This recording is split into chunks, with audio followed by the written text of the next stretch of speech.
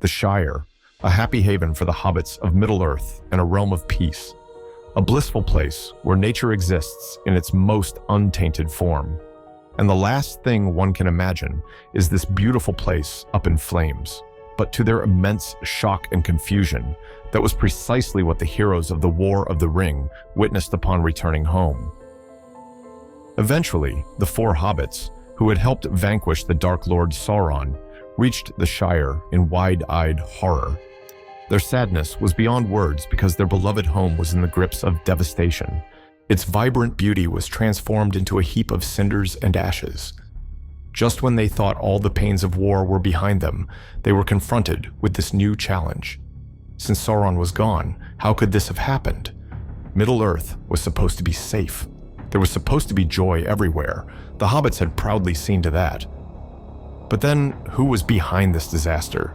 Was there someone whose blood was boiling with poisonous anger? Someone who hated the hobbits and wanted to destroy them? Someone with enough power and malice to do such a terrifying thing to the Shire, a place removed from the worlds of danger and evil? These questions burned in the minds of the hobbits. They furiously took up arms as soon as possible and prepared for resistance. In the end, they discovered something shocking. In his lust for and enslavement to the One Ring, Gollum plummeted to his death in the fires of Mount Doom, taking the Ring of Power with him. Thus, Middle-earth was liberated from the clutches of Sauron's darkness. The four hobbits of the Shire, Frodo, Sam, Merry, and Pippin, were hailed as saviors. Aragorn, ascending the throne of Gondor, gave glad tidings of a new age, an age of reconstructing what had been lost under Sauron's tyranny. All was supposed to be well, but it was not. Traveling back home, the four hobbits dreamed of the Shire's green landscape and all the comforts of their houses. They thought about the loved ones left behind.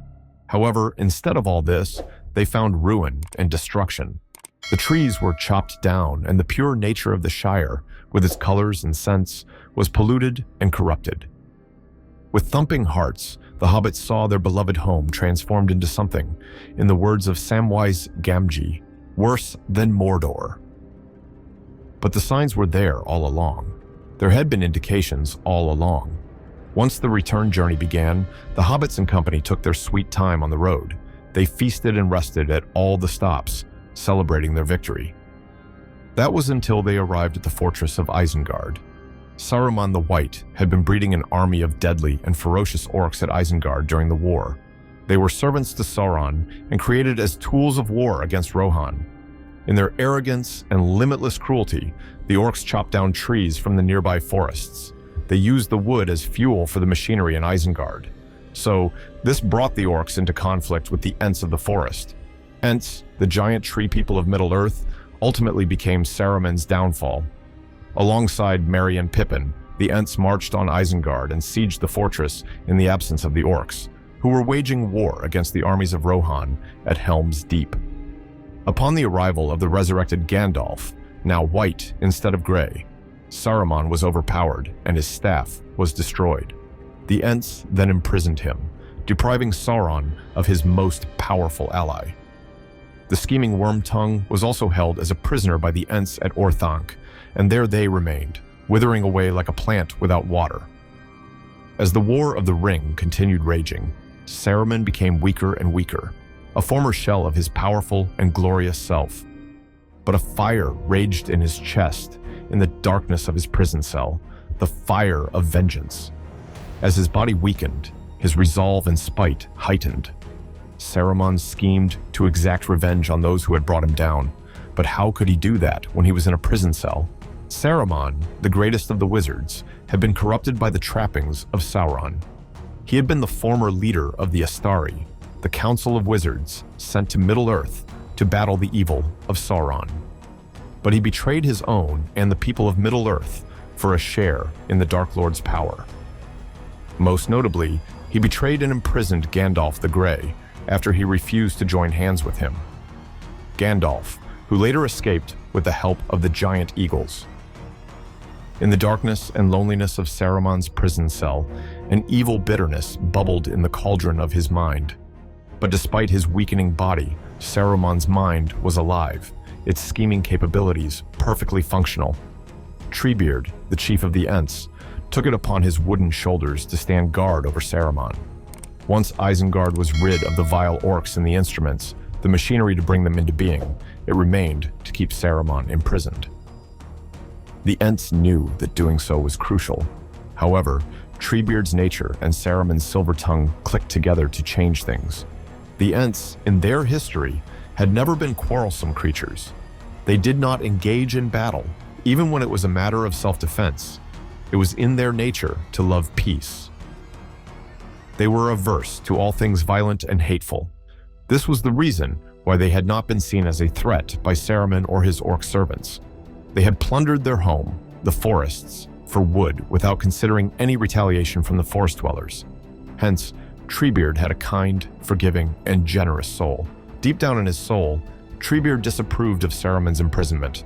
That was because Treebeard's soul was in harmony with Mother Nature, and so, in his mind, living sentient beings, even cruel ones, live free.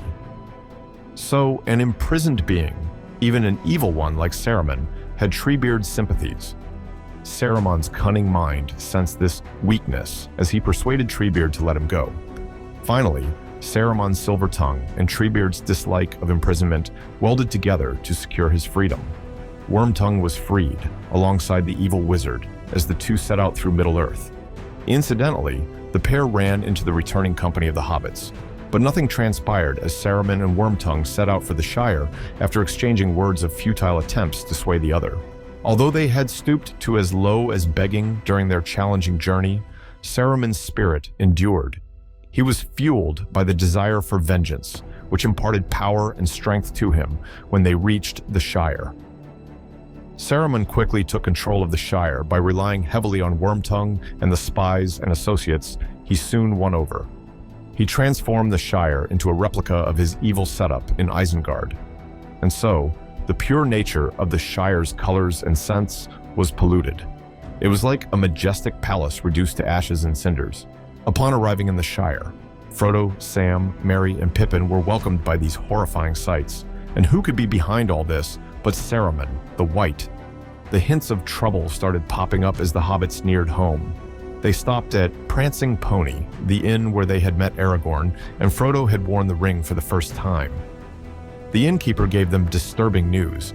Rumors of bandits robbing travelers resulted in all trade from the Shire halting out of the blue. And so, the hobbits left the inn worried to the core of their beings. On their way, Gandalf parted company, desiring to meet Tom Bombadil, leaving the 4 hobbits to deal with the waiting challenges independently. But, as they had proved during the War of the Ring, the hobbits were unto any challenge that came their way. And so, the showdown began between the 4 brave hobbits, who had saved Middle-earth and Saruman. Raising a rebellion, the hobbits fought valiantly with the last remaining forces of evil. And yet again, they emerged triumphant and victorious, vanquishing Saruman and Wormtongue stationed at Bag End, where the epic journey had begun. Although Frodo spared Saruman's life, hatred had bred further hatred. Wormtongue had anger and bitterness in his chest for the evil wizard who had constantly taunted, ridiculed, and mistreated him. So, jumping at the first opportunity, Wormtongue took Saruman's life, and not the hobbits. Thus, Saruman's story came to an end. A former great wizard gone to the dark side, murdered at the hands of his slave. If you've been captivated by the compelling tale of Saruman's downfall, make sure to subscribe to our YouTube channel for in-depth analyses, fascinating lore, and untold stories from Tolkien's rich universe. There's so much more to explore in the world of Middle-earth, and we would like to take you on that journey. Hit the subscribe button and ring the notification bell to embark on a journey through Middle-earth today.